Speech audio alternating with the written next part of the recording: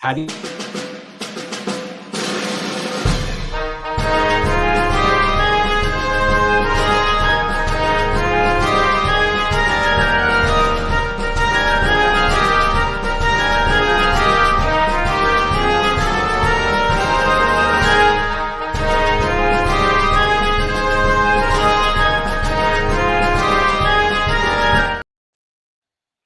Welcome to the Teacher's Pep Rally. If you missed our last episode, we spoke with a fellow teacher and director of Pocket Talk, Arturo Guajardo, about creating an inclusive culture and learning environment. Please like, review, and follow us on all audio platforms and on YouTube. Our guest today is really not a guest. We're talking with our very own Fred Aebli, Mr. Fred. He's going to talk to us about coding and incorporating STEM and STEAM in the classroom. Bring your questions, use AI, ask Jeeves, but most importantly, join us to discuss ways to bring coding opportunities to our students. Yay! Yay! I feel like we should be like Kermit the Frog. Yay! Thanks, Sarah. I appreciate the time, the opportunity, and just to kind of just hang out with everybody too. So, is everybody doing good? We're hanging in there. We're doing good. Hanging in there. If you go on YouTube, you might see some eyes that are kind of half open, half closed, whichever way you want to look at it. But I'm sure there's a lot of teachers feeling that tonight. Yeah. I totally get it. Totally get it. All right. So, Fred, we've been talking a little bit about this. I feel like this is a good segue after what we did in our last episode, which we were kind of talking about language, and coding really is a language, right? Yeah, there's no doubt about it. There's, it is by far, a way to express yourself. And that's something a lot of people don't talk about, that it, kind of sounds techie, geeky, kind of stale even to a certain point, but learning to code and writing code is pretty expressive. So there is definitely a way that's considered a form of communication. Of course, you are talking to a computer, so it is, it is that. But maybe what we could do to start off, if anybody's coming in here for the first time, and they really haven't met us yet, we're all educators, and maybe I'll just, since we're kind of focusing on the Get Me Coding aspect, I'll just tell a little bit about my backstory. Yeah. And then maybe we'll get into a couple of demonstrations. So if anybody is kind of curious about what is coding still, which I know there are plenty of people, we could do some demos, some simple ones, and kind of show where it goes. And I know that I teased in the Get Me Coding community about AI. So maybe what I could do is I could also talk about how this is still a very, very important skill set in the age of AI. So I could talk about that, how that's kind of moving forward. If that sounds good, I mean, and then we could go back to the other stuff we have to do. Okay, that sounds great. So yeah, give us a little introduction. How'd you get into this? Tell us about Get Me Coding and all that.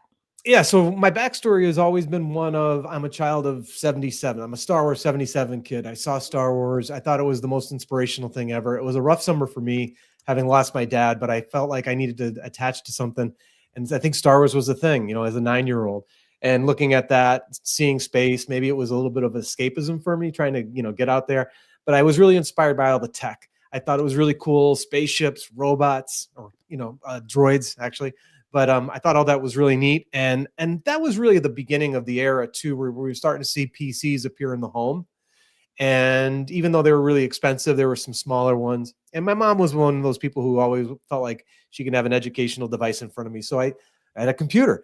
I started off with the early form stuff. So I'll toss out some names. Maybe some people will recognize them. And if they do, throw it in the chat if you had one or whatever. But the thing is, Commodore 64, actually Timex Sinclair 1000, Commodore 64. And then I went, when I went to college, I ended up having an IBM model, an IBM PS2 Model 25. So it was this lineage of PCs, but all along the way, I was teaching myself how to program because we really didn't have the internet, right? So we didn't have a place to look up information. And even when you went to the library, it was really limited because the books were never up to date. So it's one of those things where you're like, how do I begin to learn this? And so from there, I really thought, still want to get into space, computers, all that. So the next logical step would be to, I wanted to be an astronaut. So I thought that was really cool. And to be an astronaut, you need to be a test pilot. To be a test pilot, you have to be in the military. To be in the military and be a pilot, you have to have a college degree. So since I liked coding and all that, computer science was the only thing really available at the time. This is like 1986. And so I studied computer science. What I didn't know, though, was it was so math heavy, which really I didn't have anything else to compare it to. So it was just like, oh, this is what you do. So, that was always my mindset too. And that's always the takeaway I like to impress upon my students, whether they're with me at Get Me Coding or my college level, is sometimes you have to work through things to get to where you want to be. And that's how I looked at learning all the math associated with computer science. The only problem was there was no graphics involved, but because I also wanted to build video games. So because I was an Atari 2600 guy, but we were, it was a different form of programming at the time. It was very systems oriented. They were preparing us to be systems analysts, actually. So as I went along, I did in college. I got involved with the Marine Corps, and then got commissioned, got on active duty, applied to the astronaut program, got denied. That's another part of my story I always like to tell students. Just because you don't make it the first time in something, keep on trying, get back up, work through it. And then all of a sudden, I was deciding whether I needed to, leave active duty at that time. And then I did. And I went to work for Bell Atlantic. And that was at the beginning of the internet. So the internet's on the streets, email is starting, websites, real early websites were beginning. And the project that I got assigned to was all about internet technologies, databases. And then I continued on that track as an Oracle consultant, kind of going on that way, working with another big project and another project. So I got a lot of programming experience in a very, very short period of time. And I was just telling the story to my students today that, as a single guy, only working and doing some really cool stuff, I worked a lot of hours. I mean, we were jamming on, I was working easily between 90 and 100 hours a week and just pouring into learning as much as we could about this internet thing and taking application software programs and then making them available on the internet. So that's where it all took me. And then one day, the project kind of downsized and I started trying to figure out what's my next step going to be. The internet was already starting to boom and we were, all wondering what we were going to do next.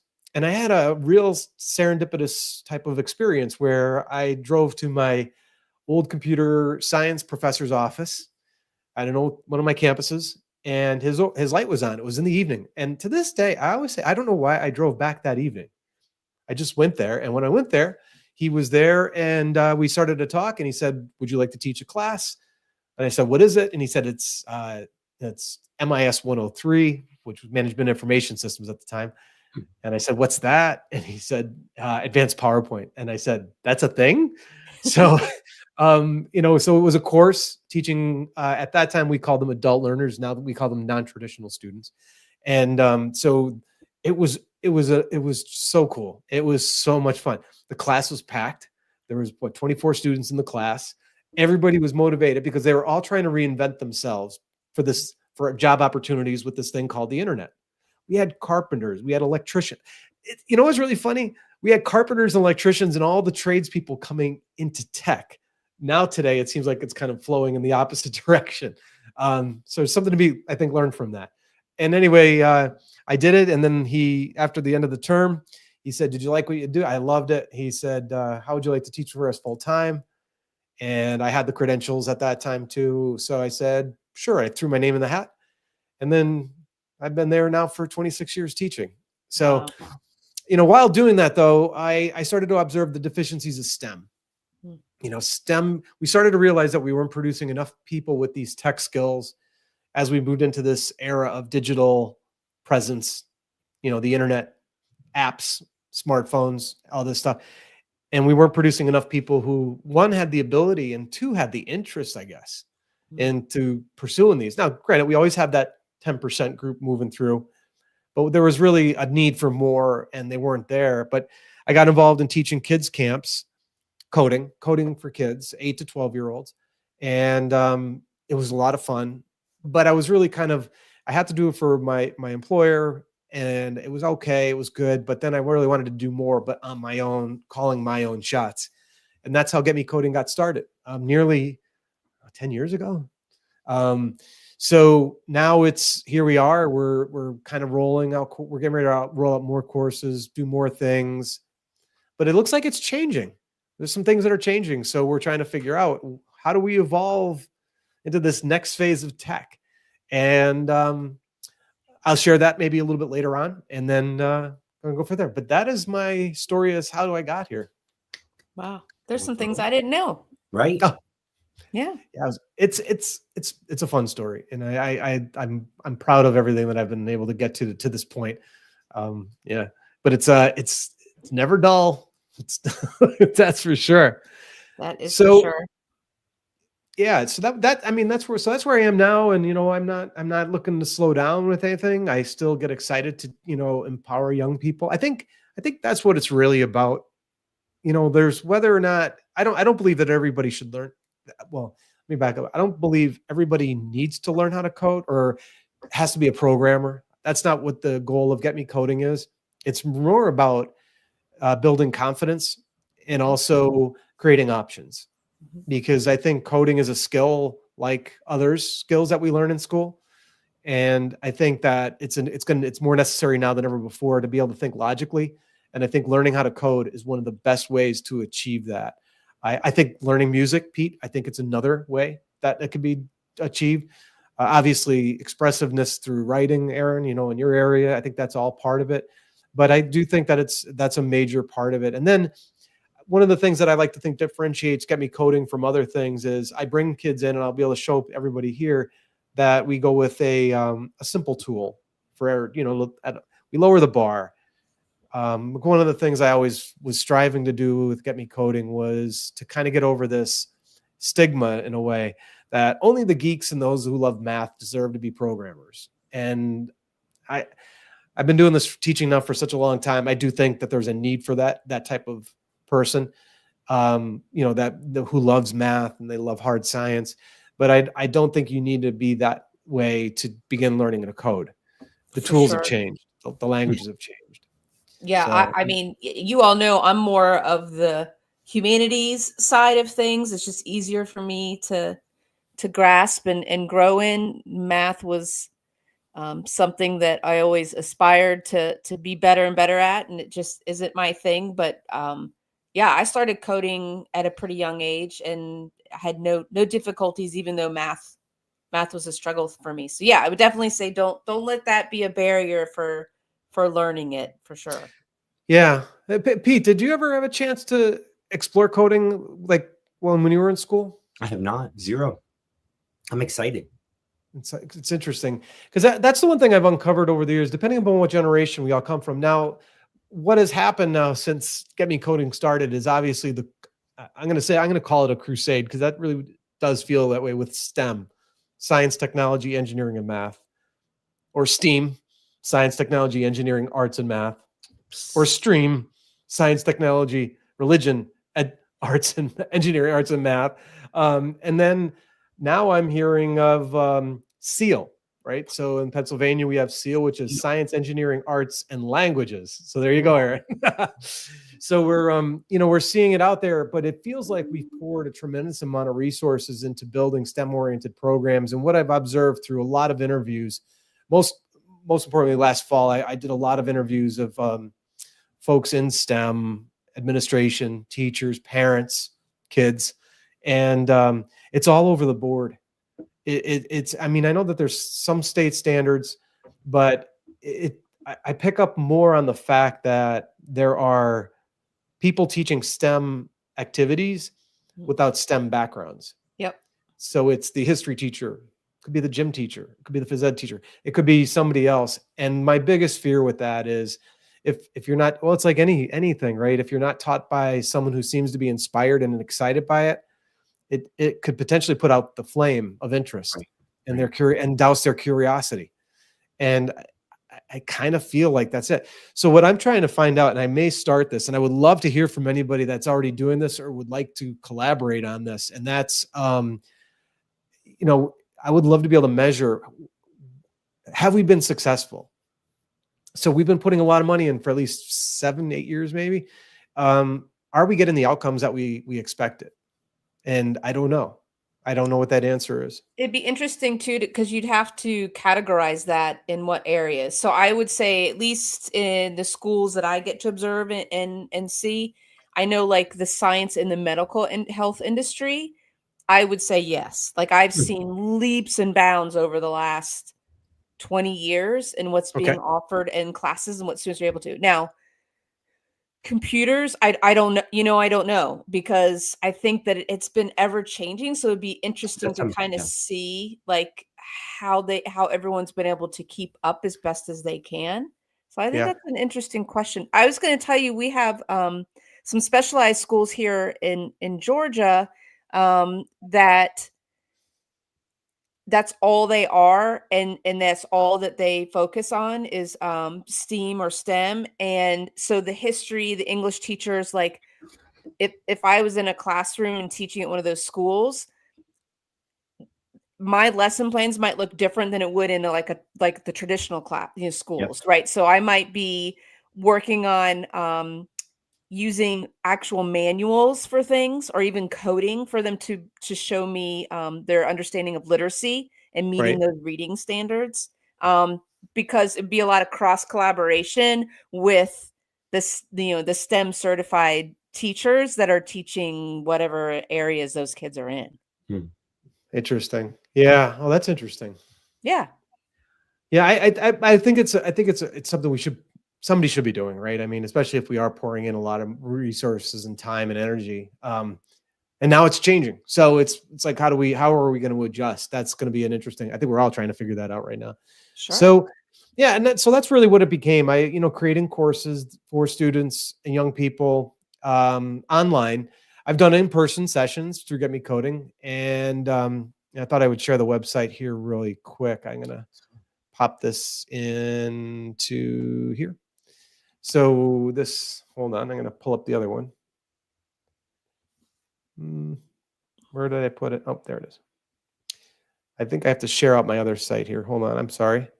So if people who are listening on the podcast, we're staring at a screen demonstrating code, And but there's I'm a cat. going to try to.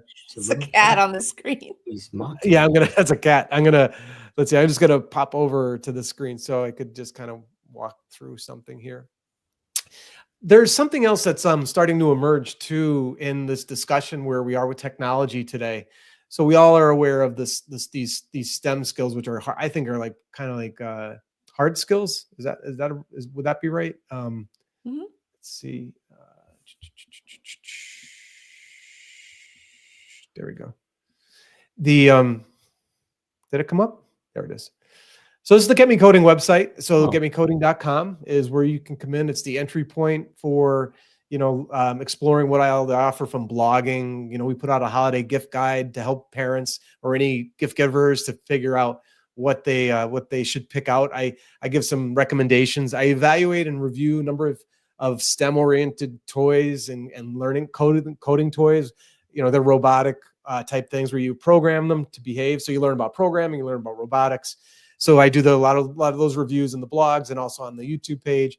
But as you can see on the page here, we talk about coding, exploring, empowering, and collaborating. So those are the tenets of what I try to do. And right now, coding is a great vehicle to get them to bring all that together. So once you come out to this particular website, you can come out and it's connected to our courses. So if anybody's interested in exploring, the courses that we offer, we have a couple free ones. They can come out to courses.getmecoding.com. It is a link from the Get Me Coding website. And in here, you can view some different courses where you could see, all kinds of different things that we do out here. And this is getting ready to grow. Again, we're adjusting and kind of adding some stuff in here. We're having some really good conversations about this right now. I have some helpers that are going to be helping me with this, but it ultimately has my feel to it. I like having projects that have some kind of focus. That's fun. I've done plenty of projects about the widget. I'm more interested in doing projects with Legos and Marvel and Star Wars and some of the contemporary stuff that's out there. I think it kind of makes it more interesting for a young person. But at the same time, once we elevate them up and through the material, the thing that Get Me Coding is different is we bridge it from the low code, the block coding, which we'll show here in a second, to the next stage of coding, and that's really important. That's the line oriented coding. That's the stuff, at the higher levels and the trickier levels. So if you guys are ready, maybe I could just demonstrate something really quick, because I know this is an audio and visual. Great looking website, by the way. That's exciting. Way to go. Thank you. Yeah, I mean, websites are crazy, right? It's like they could change all the time. So what I'll do is I will pull this up here, and so a lot of the stuff we do to begin introducing coding makes use of the platform called Scratch. So Scratch has been around for a long time, and Scratch is built by a group out of MIT, and they've made it free, and it really helps facilitate all the elements of learning to code. So when I weave that into my stuff at getmecoding.com, my students experience something almost from the college level. We talk about what is the idea that you're trying to animate or build, and then we talk about creating an algorithm or a storyboard. So they're getting the idea out. They're trying to understand the logical progression, and then you start to break it down into the parts that need to come together. And that's what it all ends up being. So it's a full-blown process. It's not just the simple, oh, I do this, you do that. I do this, you do that. It's more about letting the student explore it a little bit. And then through the main activity we have, they build a game and they're allowed to modify it. But all the pieces that are in there, now it's granted, it's not Fortnite that they're building, but it is something that they can own. And just to kind of further it a little more, for those that are listening, I'm holding up a little device. It looks like a little Nintendo Game Boy. Oh, look at that. It's and what it is you can go out to Microsoft Make Code, make a game, and you push it right out to this. Oh. So your young person can literally be making a game and putting it in their hand and playing it. So it's this device here. This is the Retro. So this is a device you could buy online, and then you connect it to Microsoft Make Code, which is another website. You can find that through Get Me Coding, and you can make your game right there for free, and you push it out here, and you're playing it. Wow! And how empowering is that? If when a 10-year-old walks up to his grandmother or grandfather or aunt or uncle or friend, and they say, "Hey, play my game that I just built," and they hand the device to them. That's confidence building. That's what I love. So we do that, but then ultimately we want to make sure that they're learning all the bigger pictures, and that's where I think the conversation is going to be going to in the near future. We talk about soft skills all the time, and we're witnessing some deficiencies, right? Some skills socially, but we're now looking at what are called durable skills, and the durable skills I think are going to be the ones needed in the not too distant future as AI continues to have a stronger presence. And we need to be able to better, it's more about critical thinking. It's going to be critical thinking. It's going to be problem solving. It's going to be communicating like what we're doing here, what we do as teachers every day. And those are the skills that I think we have to continue to foster in the classrooms, K through 12 and beyond. And then as the AI comes out as a tool alongside you, you got to be thinking logically and be able to work with it and then explain it to others or understand what their problems are as you help them implement and solve their problems and so on. I think that's the direction we're going. But let me share the screen out with with this. And if you have any questions, while I get this. Fred, how long will it take me to replicate the classic Haunted Mansion from the Atari, the original Atari, or the ET game, Fred? That's like to do both of those. Isn't it funny? Like we go back to those games. They're awful. They're so bad. Pitfall. Oh, Pitfall. Now I didn't mind that. I like Pitfall. I like that one. But I would just get so frustrated with the ET and the Haunted Mansion. Oh yeah, there was Haunted one House. ET that. Ugh. It's funny, right? Because I'm an Atari guy, and when a game is fun, it's just fun. But that game, you were a key. Yeah. Right. Yes. Or is it you're talking about Adventure, right? Adventure, kind of like moving around the screen, feeling the edges of the wall. A few years ago, I convinced my son our house was built on the ET landfill. Oh. So he thinks all the, because they dumped thousands of them somewhere. I convinced them it's here. Do they really know where they're buried? Do they know that where they I think so. I think there was a documentary. Oh my gosh. That's funny. All right. So what everybody's looking at, for those of you who are on the podcast, what we're looking at is the screen for Scratch, which is free to sign up. It's scratch.mit.edu. And when you come out here, you're going to see that there's blocks. And over to the other side here, you're going to see that there are colors, and the colors represent what we would call categories of controls and coding blocks.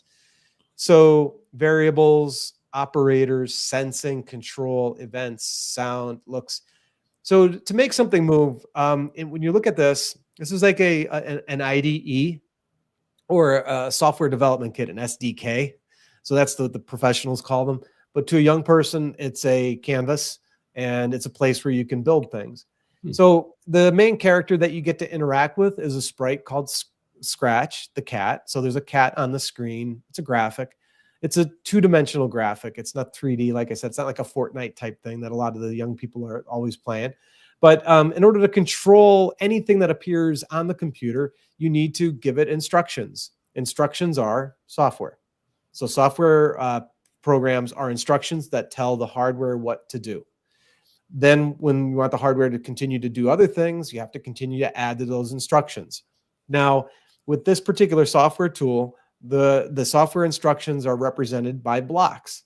So if I want to come in here and I want to make the cat move, I'm going to come in and I'm going to say, well, I'm going to control it with certain events. But this one here, it says when the green flag is clicked, the cat will move, but we have to tell it to move.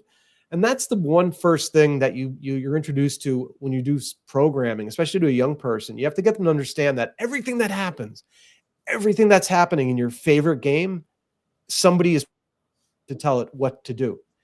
So when we talk about the expressiveness of programming, you're really creating that environment. Now, there's two layers in a video game. You know, there's the designers. That's the people that make the look and the feel, the atmosphere, the clouds, the sky, the buildings, the people, the characters, the avatars.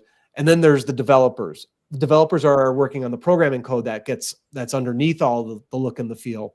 And that's what's, where the other hard work is.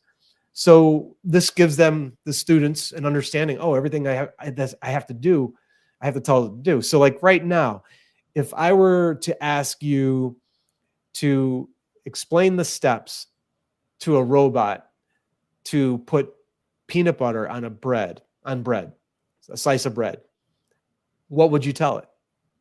So I ask you, Pete, Aaron, what would you tell a robot? What were the steps to put peanut butter on a piece of bread? I would have to get the peanut butter out first, right? I mean, yeah, how far are we going back? Yeah. Whatever it takes to get the peanut butter on the bread. Okay. Well, if the peanut butter's on the table, they need to open the jar. And they need to take out a knife and put it in the jar, get their peanut butter, then take it out of the jar, right? Like there's like literally every single step. Every single step, right? So it even goes further than that, right? So take the lid off, got to put the lid down. You have to pick up the knife and then insert the knife into the peanut butter. But which end of the knife do you insert? And then once you insert it, what do you do with the knife? You twist it subtly, I guess, and then pull it out. And then you lift up the bread. And then then you, like you said, you have to explain every step. And that analysis of all those steps is a lot of work. And it's a lot of instructions that are happening. And then making sure you capture them all. Because if you miss one, you might have peanut butter on the wrong side of the bread, or you might not even have peanut butter on the bread. Right. So that exercise, even though it's, we're just playing around, that exercise it starts to make you realize you really have to break a problem down into every little step if you're going to build the right thing. Most software projects fail during what's called the analysis phase. It has nothing to do with the programming phase. Yeah, we have challenges at programming, but we usually work through them. But if you miss a step in that an early analysis stage before you even get to programming, you're going to build something that's going to fail, and that happens a lot. So speaking of peanut butter, do you guys say GIF or GIF? Tomato. You're right. It's my computer. So that's all right. So there you go. That's a GIF is a GIF. A GIF is a graphic, right? And a graphic interchange format is what GIF stands for. Yeah. And we know that we have JPEGs, Joint Photographic Expert Group. Do you know the difference between the two? No. A JPEG Okay. and a JPEG and a GIF. I know that it depends on what you're using it for. Correct. Yes. So it's actually, it's like part of the evolution of technology. The GIF came before GIF or GIF came before the JPEG. Yep. And the GIF or the GIF is only capable of displaying 256 colors in our color spectrum. Yeah. And we all know that when you look at the real world, there's more than that. So the photographers in the world kind of came together in a group, and then they said they helped create the JPEG, which stands for Joint Photographic Experts Group, which is capable of displaying 16 million colors. Oh. Then we get to the PNG. I was going to say I use that more now, right? Because JPEG kind of moved into that area, because actually the PNG has the characteristics of a GIF and a JPEG.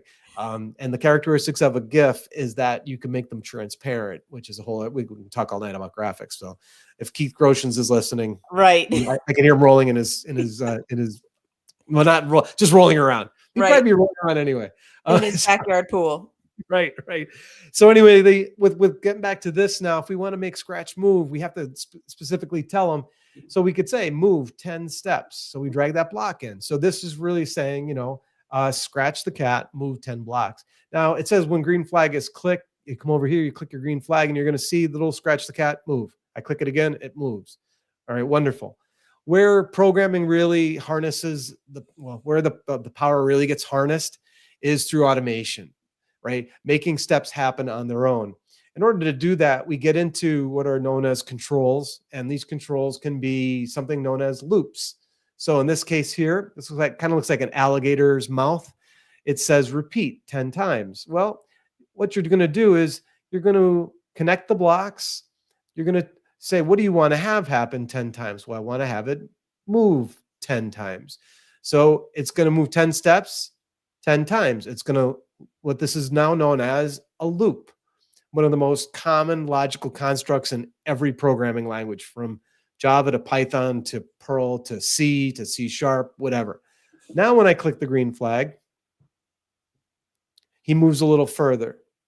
Okay.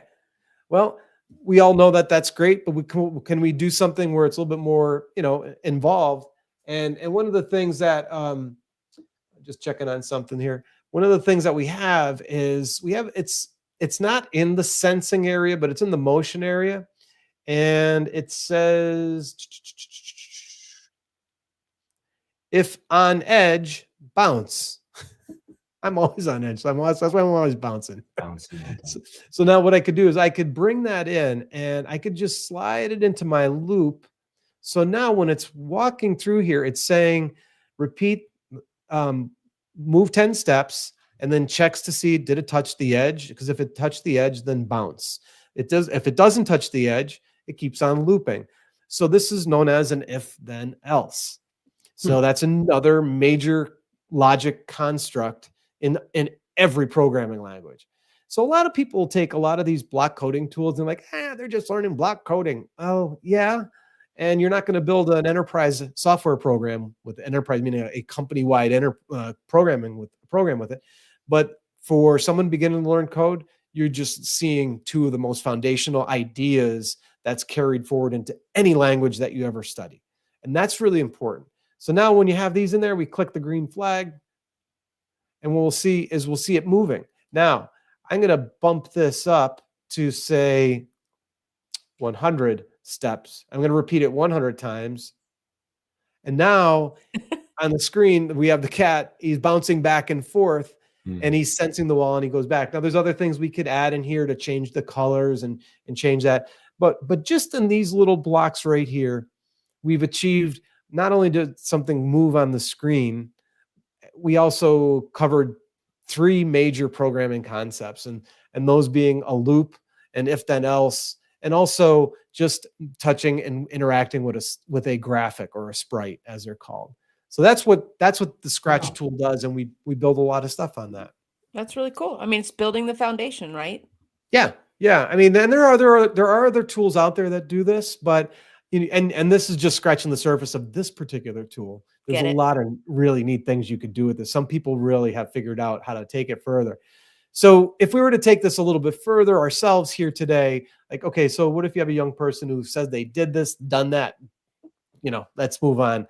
Right. Then you could start to kind of explore some other things. And what I have here is something called Code Pen. And this one now takes 3 of the foundational things with learning to code on the web, 3 technologies: HTML, something called CSS, and then something called JavaScript, also referred to as JS. Mhm.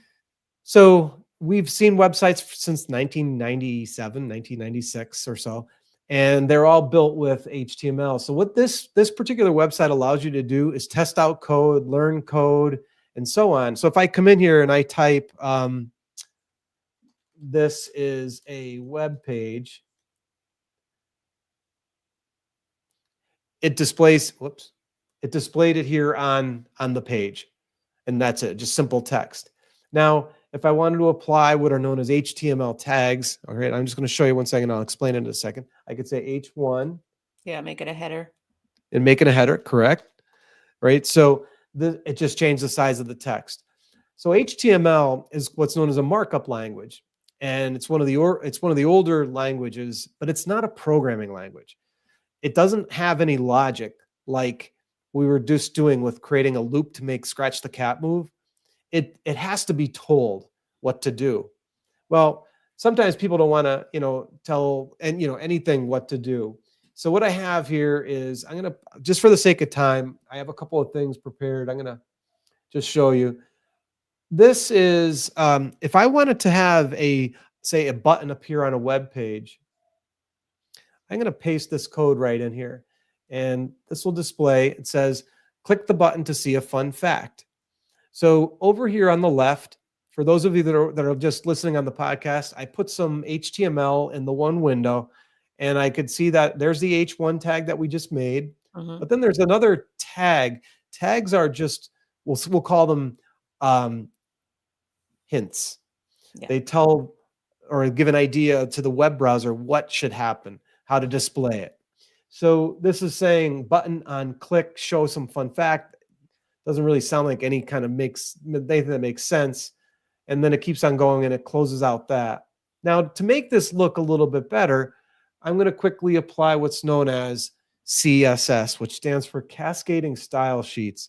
So when I paste this Cascading Style Sheets in there, the text that was on the screen is now centered on the screen. I changed the font, and I even kind of formatted the button a little bit differently. The purpose of CSS was to start to separate what we say the form and functionality. So I could create a basic form with HTML, like a basic format. But if I really want to make it look different, I could write CSS and I could store it separately. I can keep the two of them actually separate. So now anytime I want to change the look and the feel, I don't have to change the HTML. I just have to change the CSS. So that was a major leap forward in the way the web was, as we progressed into the late 90s, or actually in the early 2000s, right? So CSS. But along the way, there were a lot of developers that were out there that were saying, I want to make websites more interactive. We got to make them more interesting. This is boring. And really, CSS and HTML didn't allow for any logic like we were doing with Scratch the Cat. There were no loops. There were no if-then-elses. There was nothing. So there was a little bit of a battle early on with one of the big boys, Microsoft, with the rest of the world. And they had their own technology. At that time, it was VB Script. And then there was another one out there called JavaScript. And eventually JavaScript, which is actually part of what we call the open community, the open source community, really became the major standard. So now I'm going to go ahead and I'm going to just paste. So if anybody's watching this on the live stream, all I'm going to do is paste a function. And a function is really nothing more than a snippet of programming code that has a specific task. Okay. So I'm going to paste it. You don't need to know what it really means, but it's in here in the block. And now when I click on my screen here, it's going to reload. Now when I click the button, show a fun fact, it says bananas and berries, but strawberries aren't. Bananas are berries, but strawberries aren't. And then I say show a fun fact again, it displays another one. Octopuses have 3 hearts. I click the button again, there's a species of jellyfish. So by me clicking the button, I'm seeing text change on my web page without the web page downloading a new web page or anything like that. All of that is happening because these 3 technologies are coming together, and that's the next stage. Now, if students are really wanting to really dig this, and they really like it, and they're really interested in coding, they would learn more about the JavaScript and then go to the next tier, and then they would begin to learn programming in that way. So all of these are kind of like gateways into learning more, and that's what we do at Get Me Coding. We try to bridge those gaps, so to speak. That's very Boy, cool. did I bore you to death or what? No. Wow.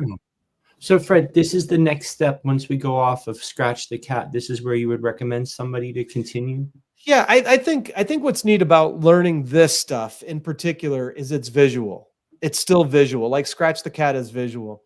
If a person were to just jump, you can get into visual stuff by learning a programming language called Python. Python's become really popular in recent years. Yeah. It used to be when you went to college or you were to study like through a school programming language, they would put you into Java programming, or they would put you into one of the older ones like C or C++.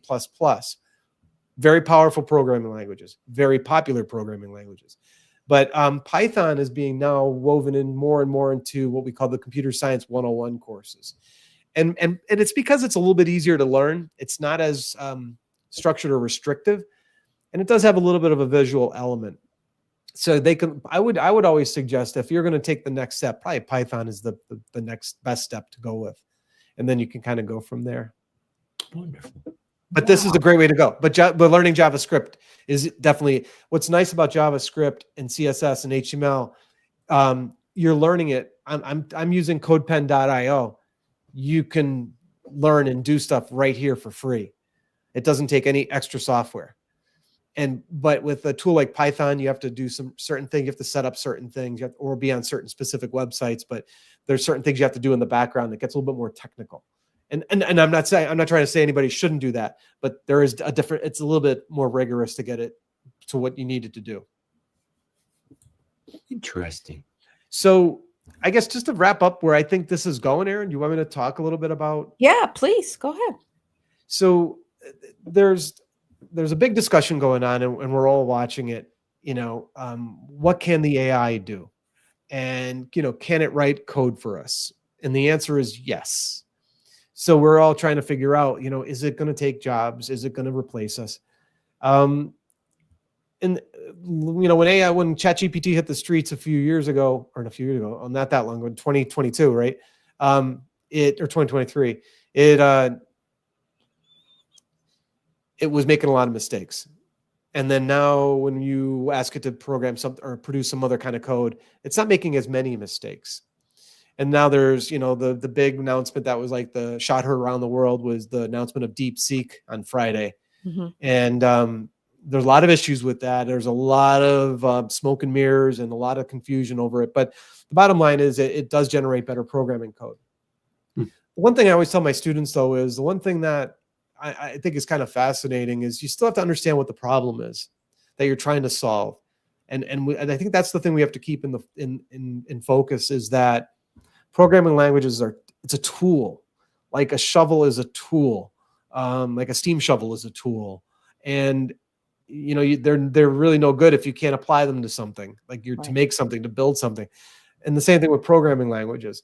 So I think you still have to be able to understand what a problem is, break it down. And then if you're going to, are you going to sit there and just tell the AI to, hey, build me an app that plays Space Invaders? It could potentially do that. But then it gets to that point then is, how do I get it from that screen? And then how do I get it into your hands? And then how do I move those parts? We're still a little ways from that, not too far from that, but I think it's still a necessary skill. You got to be able to look at what you're getting from the AI and understand it. But I do think it's still needed to help think logically. I think learning to code still has its place in education, and I think it's going to have to still be present in understanding how to develop software, of course. Yeah, but I think circling back to what you said at the very beginning of the conversation is we still have to, as humans, have those critical thinking skills. I'm Right, also right. thinking of problem solving skills, right? Yeah. Like if you ask it to write you a code, if you ask AI to write you a code and there's an error in there, that can be an issue. And if you don't understand how to read it or how to find it quickly, you could be in a lot of Yeah. trouble trying to figure out how to fix it. It kind of makes me think of when I used to do the old Christmas tree lights where you'd buy them and string your tree versus now if you have like a fake one, whatever, it's already on there. But you put the lights up, and if one of those bulbs was out as a kid, what happened?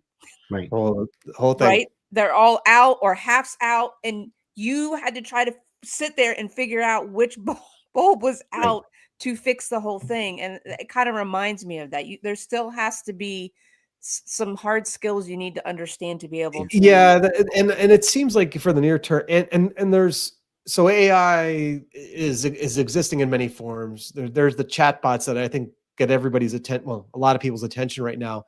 But there's also going to be systems that aren't connected to the internet, and there's going to be systems that are because of security reasons, from the military using AI to the government using AI, and even our own personal stuff. So as these systems exist, within our space, I think having the human in the loop, as we say, Right. is going to be necessary. You can't go forward with blinders on. What's that? You can't go forward with blinders on. It's a tool. It's not autopilot. Yeah, I was listening to somebody speak today, and they made an interesting comparison, and I really related to because it was a reference to Iron Man, Tony Stark, Marvel, and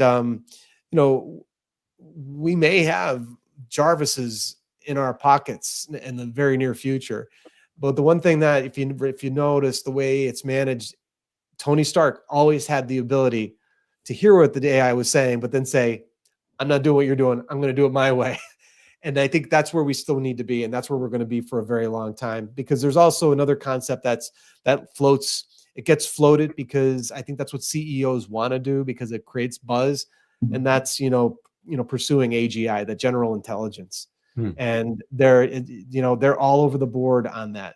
You have people with one company saying we're very near general intelligence by 2027. And then there's other group of people that are saying we're not looking at general intelligence for another 40 years for a variety of reasons, because there's the language model algorithms. There's a great debate between psychologists or, like talking about how the brain actually learns and how these algorithms aren't built on the way the brain actually learns. It's just a scaling activity, really. It's a statistical projection, so or regression. And it's like, it's not there, but it's going to look a lot like it, but it won't have true ability to be creative and have reasoning. So it'll be interesting to see. But I'm more of the glasses half full. Right. The dystopian path, is it out there? Sure. It could be very weird, but I think there's a lot more upside to what's coming. And I think the skill set, like you said, to be a problem solver, to think logically. And we're still going to have to build data centers, and we're going to still have to build the tech that's going to run this stuff, because it's complicated, and there's a lot of moving parts, and to automate all of it even with robots or whatever, it's going to be hard to integrate all of it, or it's going to take a long time. That's my own take on it. Maybe sure. I'm being naive. I don't know. No, I think you're right. And I also think we're going to start seeing, I've been sitting in some webinars. I listened to one recently. I'm going to try to see if I can get this dean of Harvard to come on, because he wrote a book about, we're just now seeing regulations starting to be discussed in government, right? So of how we're even going to start regulating that, and privacy protection, data management, right? Like, so I think you're right, Fred. Like right now it seems like it's all coming at us, but we're going to have to kind of slow it down, figure this out, see what's working, see what's not working. And understand the impact. Yeah. Yeah, for sure. My thought is, because I think we probably have a lot of teachers out there who maybe know they have students who want to learn how to code, or, we have parents who listen to us and